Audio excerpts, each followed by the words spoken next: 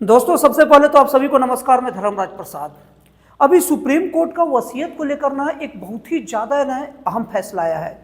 उसमें ये बात बताया गया कि अगर कोई भी वसीयत अगर रजिस्टर है तो उसे हर हाल में असली माना जाएगा, और अगर किसी वसीयत के अगर वैधता पर आपको सवाल उठाना है या ये कहना है कि वसीयत सही नहीं है, तो आपको सीधे ये साबित करना पड़ेगा कि वसीयत फर्जी है। वसीयत फर्जी है का मतलब ये वसीयत जो व्यक्ति मृत है वो बनाया ही नहीं है, कोई और इस वसीयत को बनाया है। दोस्तों, आज का वीडियो बहुत ही ज़्यादा इंपॉर्टेंट है, क्योंकि आज का वीडियो को अगर आप देखेंगे और समझेंगे ना, तो अगर हम कभी अपने परिजनों के लिए कोई वसीयत बनाए या हमारे लिए हमारे परिजन कोई वसीयत बनाए, तो कुछ खास सावधानियां बताऊंगा। इसको बरत कर आप लोग बहुत सारे बाद में होने वाले लफड़े से बच सकते हैं। तो मैं वीडियो में आगे बढ़ूं, सबसे पहले आप लोग को समझा दे रहा हूं कि वसीयत होता क्या चीज़ है।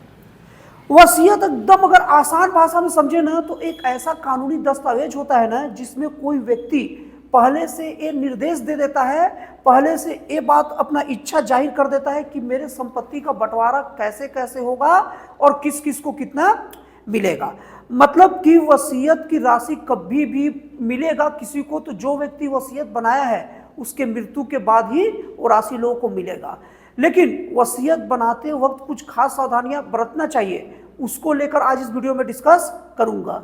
आप अपने वसीयत में ना जिन जिन व्यक्ति को लाभार्थी बना रहे हो, मतलब जिन जिन को अपना हिस्सा दे रहे हो, उस व्यक्ति का नाम और उस व्यक्ति को हिस्सा देने का कारण आप साफ साफ लिखिए।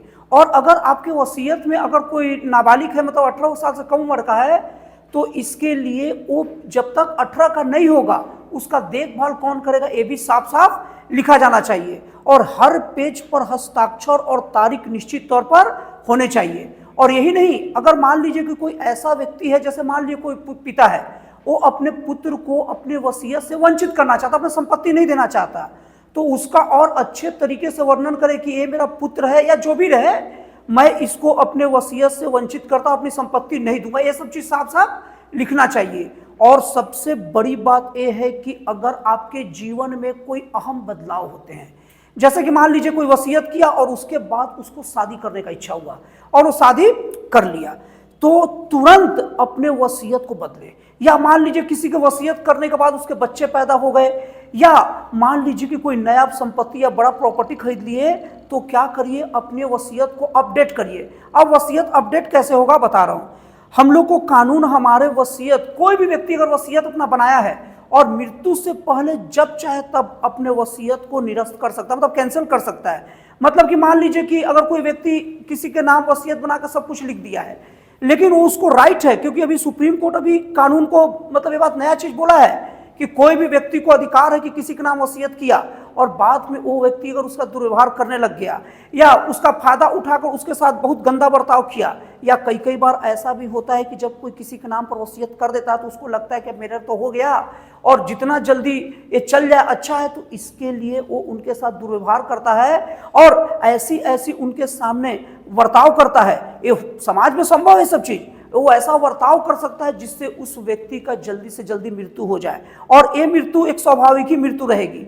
तो ये सब चीज को समझते हुए ना सुप्रीम कोर्ट ये चीज कह चुका है कि कोई भी व्यक्ति आखिरी क्षणों में अपने वसीयत को बदल सकता है। मतलब कि वसीयत को अपडेट करने का मतलब क्या बताया, कोई व्यक्ति का शादी हो जाए, उसके बच्चे हो गए या कोई संपत्ति हो जाए, तो पुराने वसीयत को कैंसिल करिए और फिर से नया वसीयत बनाइए।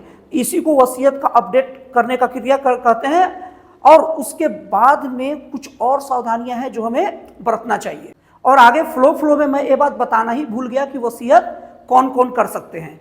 कोई भी ऐसा व्यक्ति जिसको जो मानसिक रूप से बीमार नहीं है, जो मानसिक रूप से स्वस्थ है ना, वो हर व्यक्ति वसीयत कर सकता है, पहला शर्त। और दूसरा चीज, उस व्यक्ति का उम्र 18 साल के पार होना चाहिए। और वसीयत चाहे तो प्रिंट कर सकता है, कंप्यूटर प्रिंट निकाल सकता है, नहीं तो हाथ से भी लिख सकता है, वो भी वसीयत माना जाएगा। और इसको नोटरी के पास उसको मतलब वेरीफाई कराना जरूरी नहीं है, नोटरी के पास जाना, लेकिन हाँ रजिस्ट्रेशन अपने वसीयत का करा लेना बहुत जरूरी होता है। इससे जो भी वसीयत के बाद जो भी लाभ करता होता है उसको अपना संपत्ति को लेने में कोई ज़्यादा दिक्कत नहीं होता। और इसके साथ ही साथ जो वसीयत होती है ना, उसमें 2 गवाह भी लगते हैं, और इन गवाहों की भूमिका बहुत ही ज़्यादा अहम होती है।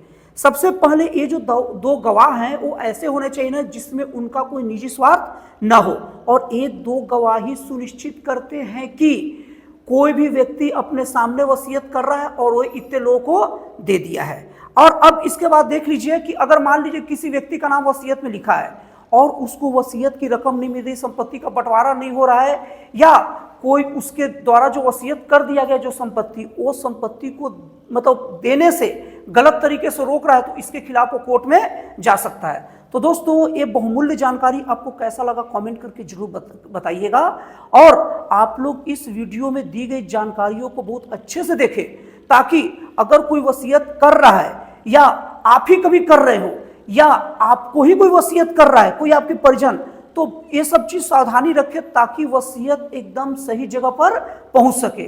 तो दोस्तों, फिर मिलते हैं अगले वीडियो में एक नए, एक जन कल्याणकारी और एक राष्ट्रवाद से प्रेरित नए विचारों के साथ।